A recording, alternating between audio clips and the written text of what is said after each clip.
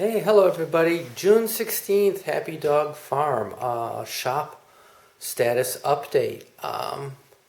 Wow, major milestone's been hit. The metal ceiling is up and I'm not working by kerosene lantern anymore. I have real bright lights overhead.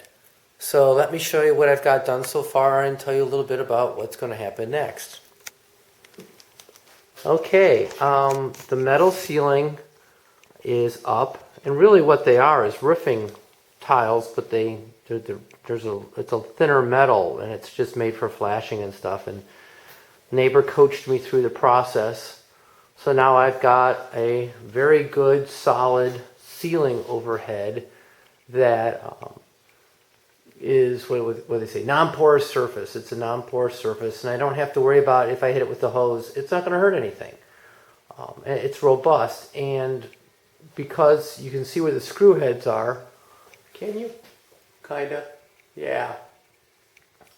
Also with the blue dots from the wall, there's very thick pieces of wood behind there, so I could fasten heavies to that if I had to. More likely than not, I'll just put hooks in there for hanging my kerosene lantern collection for when I want to play out here. Also, I've got vapor tight 8-foot lighting fixtures in here, which proved to be a bit of a challenge. No sense going into that. I did call their customer service desk. They were very nice. I have no reason to complain, but they were a bit of a pain. Anyway, I'm running on a cheater cord right now just to run the lights. There's no sense. I have to put conduit on the walls, and that brings up the next thing. The walls are going to get sheathed next, and that's actually a multi-stage project. First thing I have to do is go down over all the walls and make sure that all the screw heads are flat in there. Take a drill gun, whatever it takes.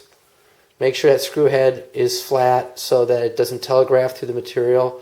Also, going over these edges, if I've got a little bit of a lip, I'm going to take a hand plane or a sharp device, and I'm going to use that to take down those edges. Not that there won't be an edge, but it won't be a sharp edge, so that it would, again, try to telegraph, stick through, make a lump, make a bump on the material that I'm going to cover it with. After I do that, top to bottom, then on the top, there's a new channel piece that goes on top of the plywood that the plastic sheeting slips under. So I slip the wood underneath the PVC board, then I'll slip the high density polyethylene underneath its cap. And again, it gives a clean, nice appearance, and it prevents moisture from running down behind the wood. And I'm using gutter sealant. I found that gutter sealant actually is working pretty well. It's not meant to be an adhesive, but it doesn't just fall off. That's great. The first wall to get sheathed will be the outside wall. And the reason being is I want to be able to put the windows in and then being able to open the shutters because the windows have screens on them. So it's not bad in here, but I'm thinking by July, August, it might get kind of stuffy. And I want to be able to get fresh air moving through here. Because if you remember on the door, it's got blue on it right now, there's screen doors behind that. And I'll just seal the tops of it up to keep bugs from coming in the open end, but then the bottoms will keep insects from flying in. Last but not least, I got this really cool wall mount. They call them greenhouse fans, hothouse fans, whatever. What's nice about it, it is an oscillating fan, church fan, you know, and it blows back and forth. What's nice is you don't have to be really tall to activate it. That's just a temporary location. It's got these really like cool pull cords, and one cord you pull to make it oscillate and to make it stop oscillating, and the other one, when you pull it, changes the speed. So you can mount it up high, and someone who is, shall we say, just short, vertically challenged or whatnot can operate the fan, and you don't have to go looking for some fancy pants remote that has dead batteries in it. I also like that the cord from it comes out the top. So I'll be putting an outlet above and behind the fan when it gets to its permanent home.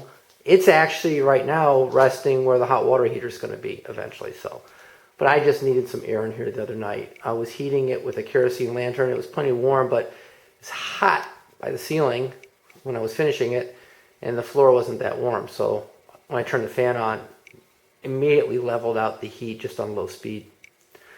So really, I won't bore you with all the details. It's all coming along. Hey, thanks for all your support. I think the only thing I miss about having the fluffy insulation, this place was so acoustically dead. It was like really a neat sound space because it was, you had the hard walls, but you had that really nice acoustic up on top. So as much as I might want to rock in here, it's kind of going to have a lot of slap to it. And I can't think of anything to do about that. That's what happens. All right, take care. Hope you're all having a great weekend. We'll talk at you later. Bye-bye.